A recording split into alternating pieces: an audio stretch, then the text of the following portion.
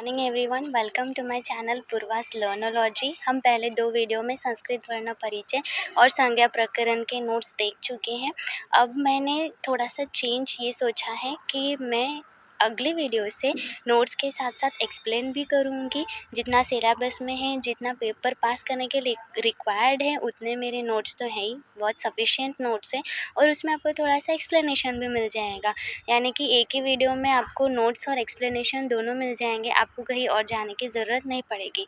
और मैं ये गारंटी देती हूँ कि मेरे नोट्स पढ़ने के बाद आप संस्कृत का पेपर 100% पास कर जाओगे।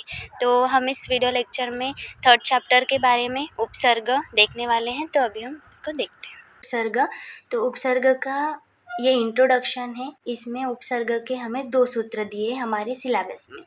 पहला है उपसर्ग क्रिया योग्य। इसका अर्थ ऐसा है कि उपसर्ग हम जानते हैं जो किसी भी शब्द के पहले आता है, यानी कि हम उसको बोल सकते हैं प्रीफिक्स। तो किसी भी शब्द के आगे थोड़ा सा अंश एक शब्द का जुड़ता है, उसे हम कहते हैं उपसर्ग। और उपसर्ग का कोई स्वतंत्र रूप नहीं होता, वो किसी भी शब्द के आगे आता है। उसके बाद दूसरा ये जो सूत्र है उसमें बताया गया है कि उपसर्ग की 3 गतियाँ होती हैं। जब भी उपसर्ग किसी भी शब्द के आगे लगेगा तो उस शब्द में उसका जो अर्थ है वो परिवर्तन होगा, लेकिन ऐसा ज़रूरी नहीं है कि वो हमेशा परिवर्तन हो। तो इस पर आधार पर 3 उसकी गतियाँ हैं कि पहला तो उसका अर्थ पूरा परिवर्तित हो जाएगा शब्द का। दूसरा, उपसर्ग लगने पर शब्द का अर्थ थोड़ा सा परिवर्तित होगा। और तीसरा कि उपसर्ग लगने पर शब्द का अर्थ परिवर्तन नहीं होगा। ऐसे ये 3 गतियाँ यहाँ पे बताइए। तो ये उसका इंट्रोडक्शन है। ये श्लोक तो हमें लर्न होना ही चाहिए, जो सूत्र है ये हमें याद होना ही चाहिए। ये मेन सूत्र है उपसर्ग का।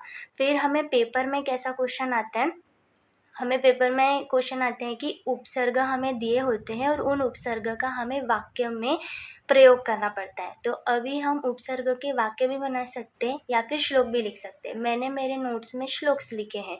अब ये जो श्लोक है वो मैंने मेनली क्रियाशारीन और पदार्थ विज्ञान से लिखे हैं, ताकि कोई नई हमें यहाँ पे श्लोक बनाने या वाक्य बनाने ना पड़े, फिर उससे हमें प्रॉब्लम होगी, मतलब डिफ़िकल्टी जाएगी पढ़ने में।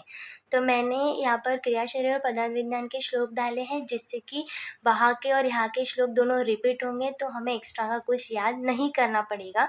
और कुछ ऐसे भी श्लोक हैं जो खुद से या इधर उधर से लिए हुए हैं, बट ऐसे 2-3 ही मिलेंगे। मेनली यहाँ पर उन्हीं 2 सब्जेक्ट से रिपीट किए हुए श्लोक्स यहाँ पर डाले हैं। तो बस आपको 5 उपसर्ग दिए रहेंगे पेपर में और उसका हमें वाक्य में प्रयोग करना होता है। तो हमारे सिलेबस में हमें 22 उपसर्ग हैं। प्र, परा, अप, सम, अनु, अव, निस, निर, दुस, दूर, वि, आंग या फिर आ, नी, अधि, अपि, अति, सु, उत या फिर उद, अभि, प्रति, परि, उप।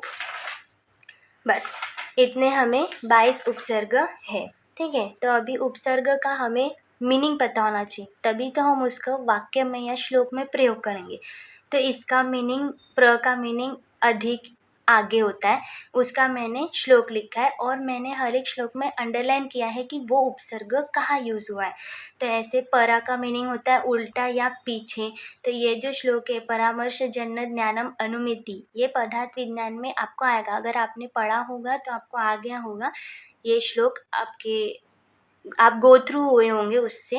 या फिर ये जो है वो पदार्थ विज्ञान का श्लोक है, ये जो है वो अष्टांग हृदय का श्लोक है। मतलब जो हमारे सिलेबस में हमें श्लोक लर्न करने, वही ढूंढ ढूंढ के मैंने यहाँ पर उपसर्ग उनमें ढूंढ ढूंढ के यहाँ पर लिखे हैं।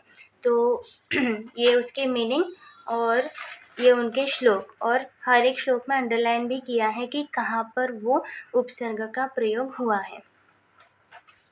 एक बार मैं आपको इसकी फ़ोटोज़ दिखा देती हूँ।